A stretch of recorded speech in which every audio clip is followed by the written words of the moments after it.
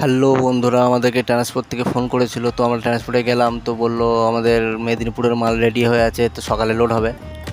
তো ওখান থেকে বেরিয়ে আমরা চলে গেলাম ফুচকার দোকানে। তো এখানে এই দাদা ফুচকা বানাচ্ছে, দেখুন।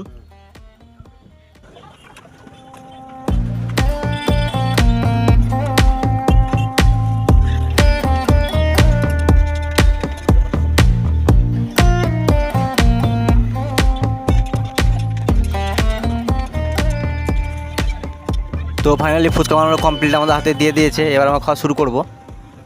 তো ফুচকা খাওয়া শেষ করে চলে গেলাম আমরা পকোড়ার দোকানে। তো এখানে নিয়ে পকোড়া নিলাম, তো পকোড়া নিয়ে খাওয়া শুরু করলাম। তো পকোড়াটা খাওয়া শেষ করে চলে গেলাম আমরা গাড়ির দিকে। তো বন্ধুরা, ফাইনালি আমরা গাড়িতে চলে এসেছি। তো আমার ব্লগটা এখানে শেষ করছি। তো প্লিজ সাবস্ক্রাইব।